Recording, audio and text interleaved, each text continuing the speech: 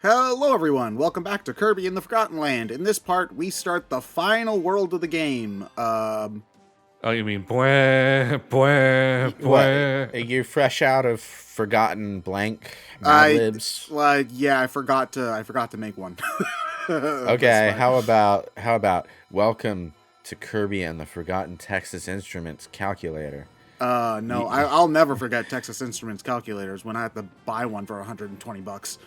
When I can have the app on my phone for free, but you can't use the phone in the test because that's cheating.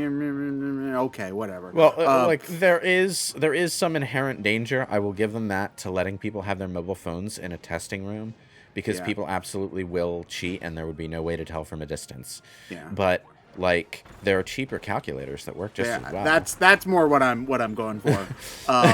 Because I mean, students are. Here's the funny thing about students. Students are far smarter than you would think, and that is because they will try very hard and be very smart to not have to study, which is kind of ironic and funny when you think about it that way. I had a teacher in my high school, my history teacher, and she would let kids listen to their iPods during class. For you Zoomers out there, iPods were like smartphones, but they only had music. You couldn't there weren't even like games or anything on them. It was crazy, I know. You had Snake on there because of the wheel, but that was it. Mine didn't have Snake on it. What the hell? There were some iPod-ish things in the weird brief transition period between iPods and iPhones. Yeah. That is true. Yeah.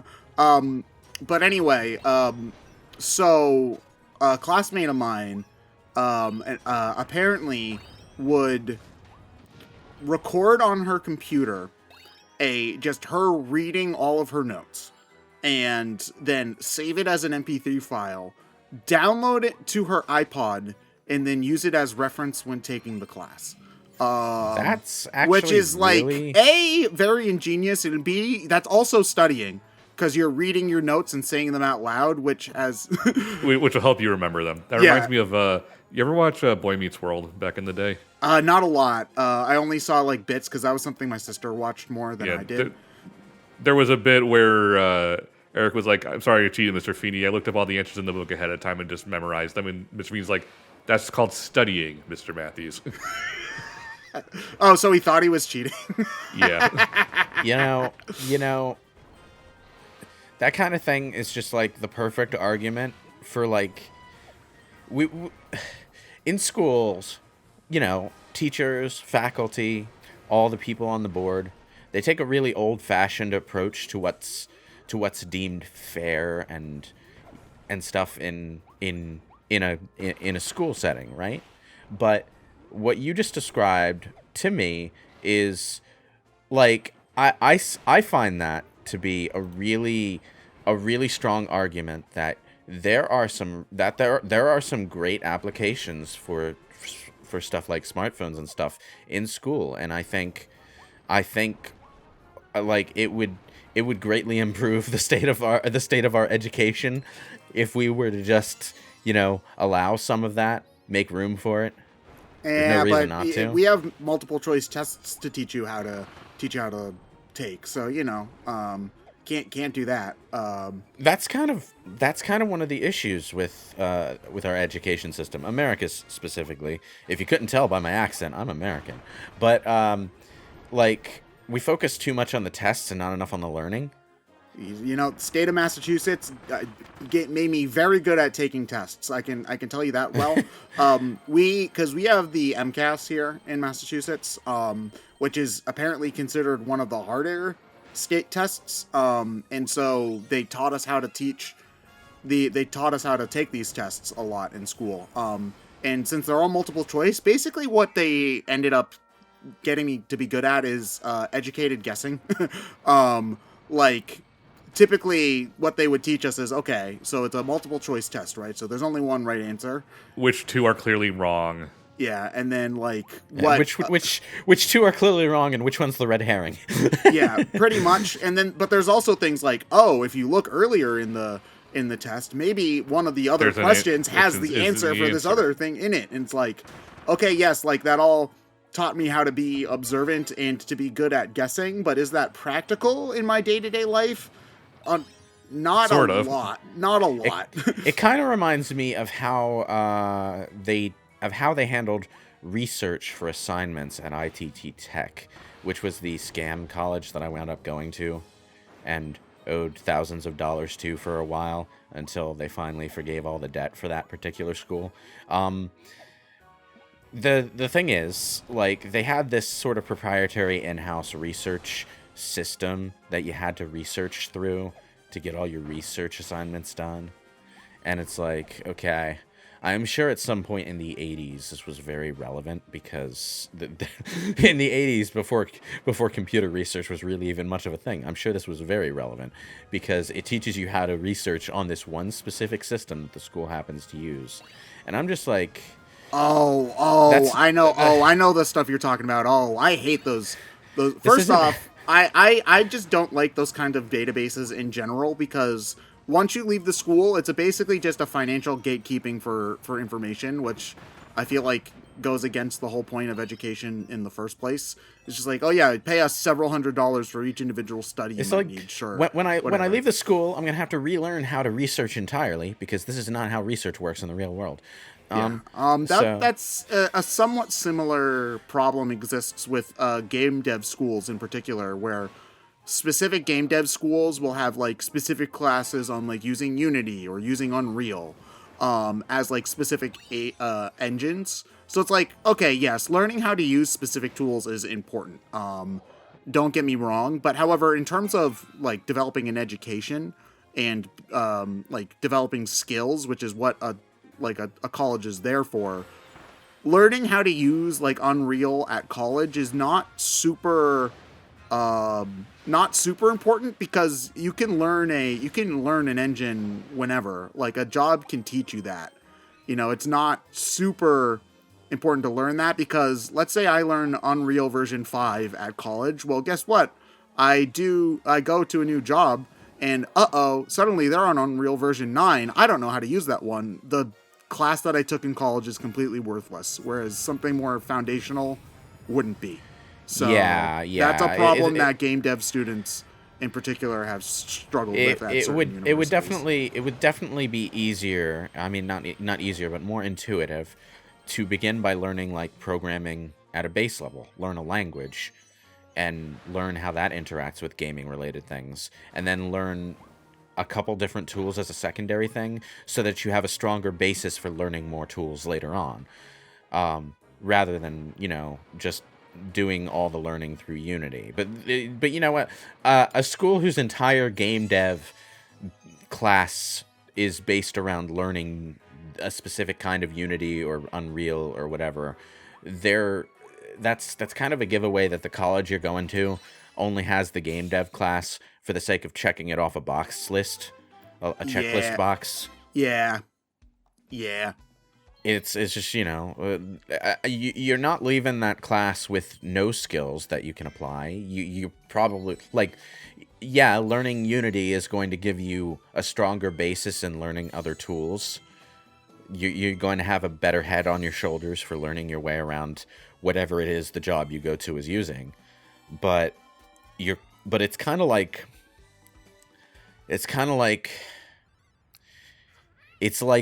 learning Japanese off this really business-like series of CDs and then going 5 years without speaking it, and then suddenly having to visit Japan.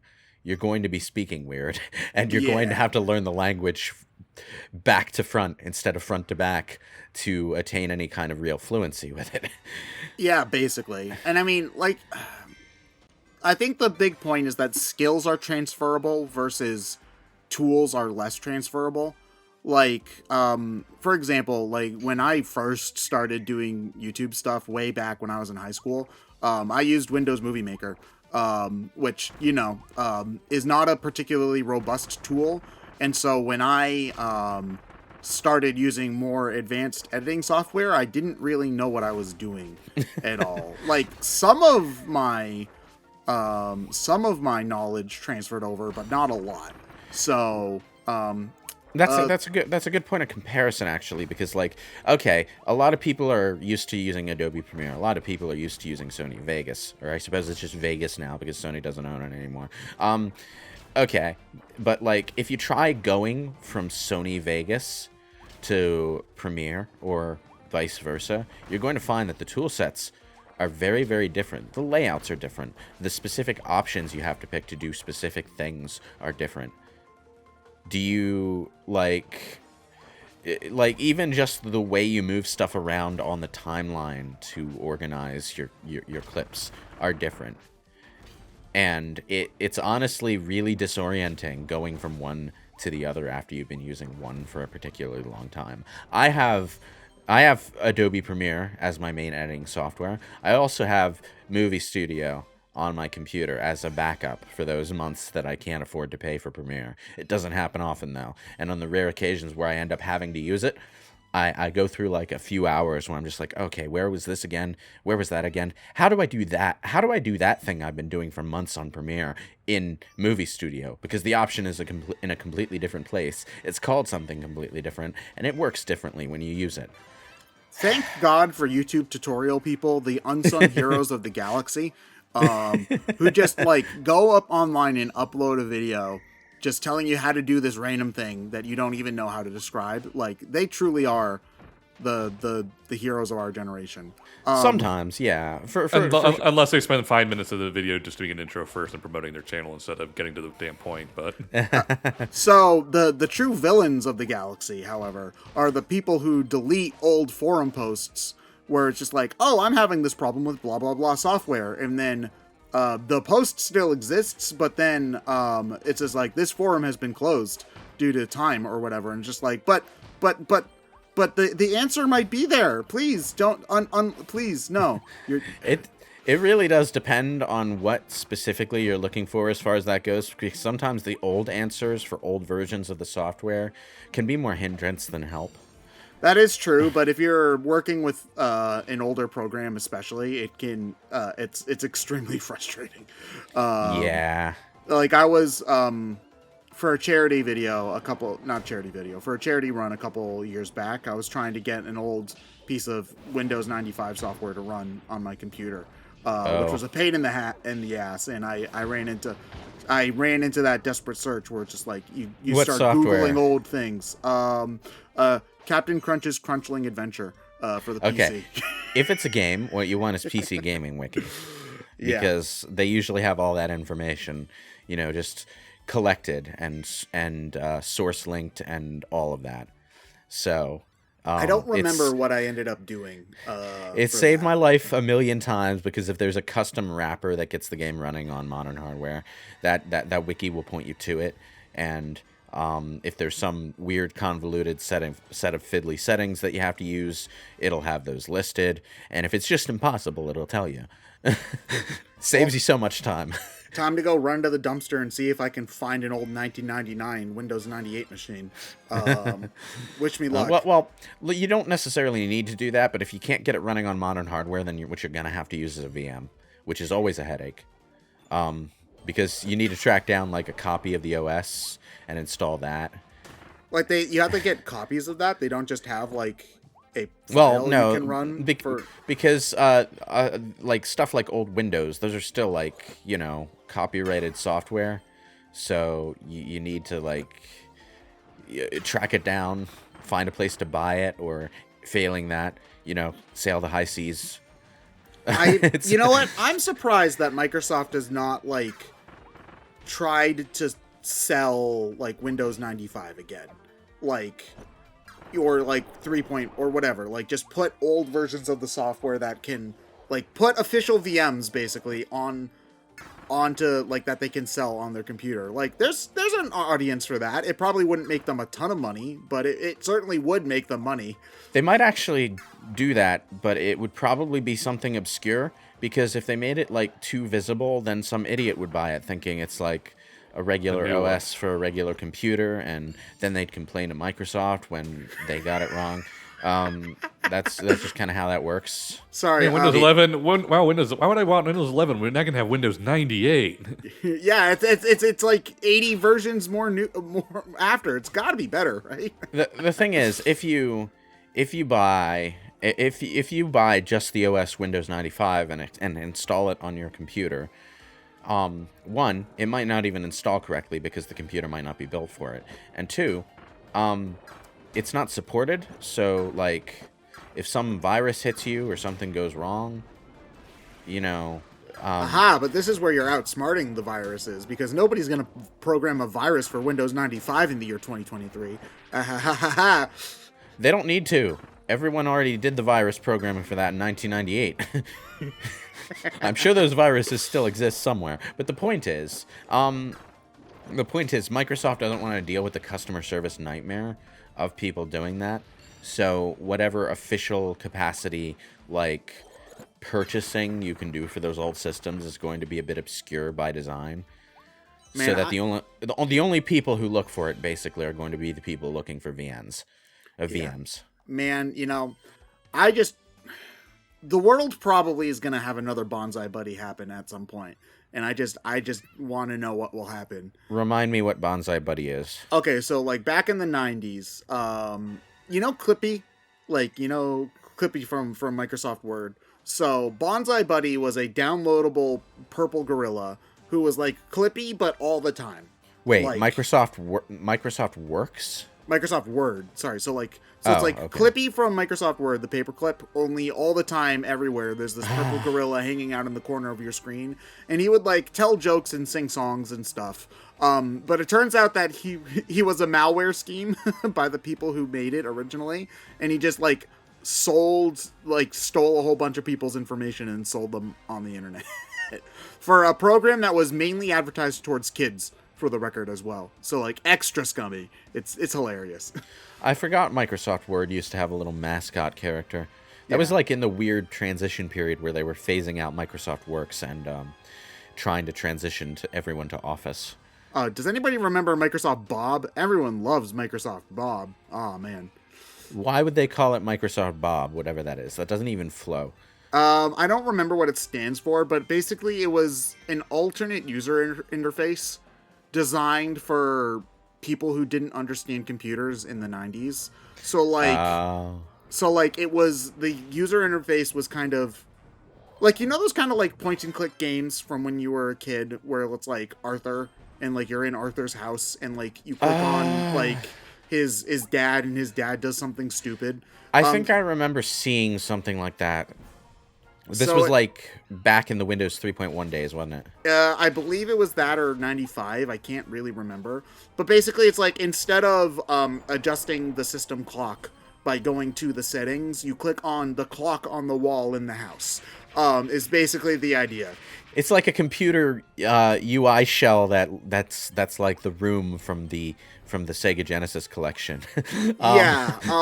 Basically, it's an awful lot like how people imagined what AI and virtual reality would look like in the 90s. Which is like, oh, we would just live in a world that's exactly like the real world. And it's just like, if I have the ability to go into a virtual reality, why would I go into my lame-ass 1990s suburban house? Idiots. Probably because you have a lame-ass 1990s suburban apartment.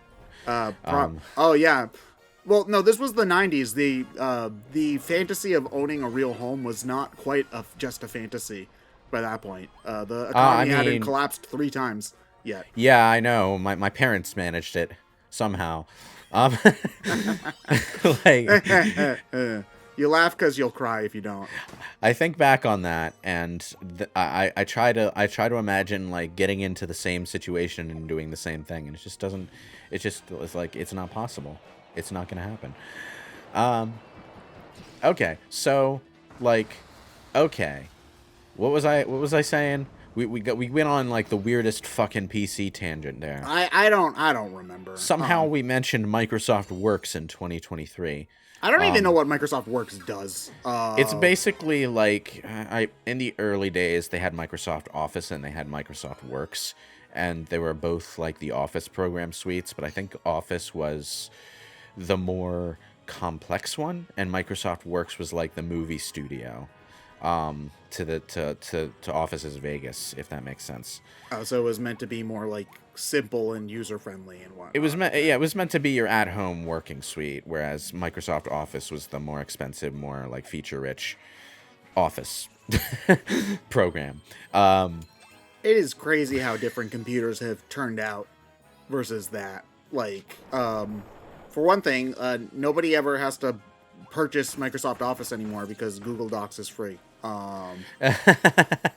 Well, they actually like have made it kind of obscure to actually do a Microsoft Office purchase these days. Like, you can still do it, but they heavily promote their subscription service because to the average consumer, it just looks like less to pay $10-$20 a month based on what you want than to pay $250 for the whole suite one time. Even though in the long run, you're probably going to spend more money on the subscription. I mean, That's how like, subscriptions work, yes. I don't think you need a 2022 version of Microsoft Word, to be honest. Like, the version from Windows 98 probably still is fine. Well, Windows 98, not necessarily. There's a lot of formatting shit that we didn't do back then that we need to do now. But I have the 2019 version. It serves me fine. I only needed to pay for it once. I didn't even need to pay full price because I was a student at the time. So, yeah, I have that. It's good. It works. It's nice. Man. But anyway, but yeah, no, I'm still, that's another thing that ticks me off, and it's part of why I never upgraded to Premiere in the first place, even though by all accounts it is a superior software to Vegas and Movie Studio. It's because you can't buy it. And when you use a software as long as we do, I don't want to have to pay $30 a month. And as opposed to, I would rather pay $300 up front and not waste more money over time. I thought that was gonna break the bridge. No. The blocks here, like the gray ones, I believe are kind of the ones that you inevitably like are supposed to be like the unbreakable ones. By like game language. You know, I kind of get what you're saying. I would like it if I could just buy a version of Adobe Premiere and keep it and not have to worry about my monthly $20 bill. Because every 10 months I might as well have bought the program entirely. On the flip side of that, though, keeping an active subscription service running means that they can update the thing incrementally over time. And that budget is being paid back, so like there are definite pros and cons to the two systems that go beyond just them wanting more money from you. But they do want more money from us. They do want more money from you, yeah. But it's like it's a different business model that does have certain benefits for the consumer as well. Well, yeah, I mean, I feel like nobody would use something like Netflix if it were $400 to have access to all of those movies for forever. Like, I don't think anybody would be I don't need that much. Movies. When it comes to Netflix, you can also just pay $7 or $11, whatever the price is, for one specific month and binge the one show you're interested in watching, which is what I end up doing all the time. And honestly, that's a better deal when you think about it. That is an absurdly good deal. It's like renting the show and renting all the other shows along with it for the duration of the month. Yeah, because like when you think about it, Blu-rays and DVDs used to be like $20 to $30, give or take. I can't remember the last time I bought an actual Blu-ray, so I don't know if they've increased the price on them. It depends on what you're getting it from whom, because still to this day, fuck Aniplex America. Well, anime is its own beast. Like anime, they can charge whatever the hell they want, and it seems like people will buy it. But like, I feel like for like most like typical movies, I don't feel like people are buying the Blu-ray an awful lot anymore. Oh no, I'm dead. Like I would used to buy like the Avengers Blu-ray because if I want to watch the movie again. I need the Blu-ray, but like that doesn't really matter anymore in a world with Disney Netflix Plus. And Disney Plus and whatnot. So it's like It's like, for the privilege of owning a copy of the thing and being able to watch it whenever I want, yeah, I'll pay more.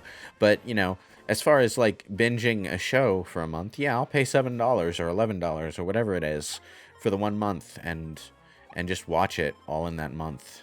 Yeah, it seems like they've moved more toward like collector's model where owning the Blu-ray is more of a like collectible thing or an extra features thing versus at least in my experience, the bonus features on movies and DVDs never really seem to be looked at an awful lot. It really does depend on what they put in there. The only version of like the only movie I can think of where I know people definitely watched a lot of the extra features is the Lord of the Rings extended editions. Those had so much good stuff, though. But yeah, because they have effectively like a whole documentary on the making of the movie. Well, look at it. It depends mostly on like what movie you're talking about. Yeah, but but the reason for that is because there are just certain movies where there's a lot more interesting stuff to go around in the development process of the movie itself. Lord of the Rings is one of those, cinematic history markers where, knowing how it was made is really, really goddamn interesting. So, yeah, a lot of people are going to watch that shit. And I think a lot of people watched, like, The Force Awakens' extra features, too, because, however you feel about that trilogy, they did put a lot of work, at least into Episode 7. It also was more of an event, too, because it was the first Star Wars movie in theaters in 20 years when it came out. Well, no, it was more like 15, because the prequels was, like, 2004, and Force Awakens came out in like 2017-ish. Look, they built a life-size Millennium Falcon for the set. So like they built like the whole thing. They didn't just like make the rooms or it was like the whole thing. Yeah, there was an exterior and an interior, and like they put the whole thing together. It was worthy of being a theme park attraction, really. Well, and I was just about to say, the cynic in me thinks that they were planning on making the Millennium Falcon ride at Disney World anyway. So. I don't know if they were planning on it, and I don't know if they eventually ended up doing it. But the actual like set that they built for that was like a full-size Millennium Falcon inside and outside. So there is a Millennium Falcon ride at Disneyland and Disney World. Like it's actually kind of neat. It's like a video game where everybody plays a different role in the ship and like you do different stuff. Oh, that's great. So I call being Captain Kirk. That's like the fantasy that we all imagined when we got that 90s big old Millennium Falcon that you could open up and play with the toys inside. I want one of those. Oh, you want one of the $500 Millennium Falcon Lego sets that are life-size, scaled for the minifigures? Oh, man. I'm not talking about the Lego sets, okay? Back in the 90s, they had a big Millennium Falcon toy that you could pull the top off of, and the inside was fully modeled, so you had these little tiny plastic figures of the characters. C-3PO with his leg hanging off his arm like Return of the Jedi, or was it Empire Strikes Back? One of the two. And all the other characters, and you could play with them inside the ship, set them at the little table where they play holographic chess or go into the cockpit and all of that, and it's a beautiful toy. I want one. I used to own it, but I don't have it anymore. It hurts.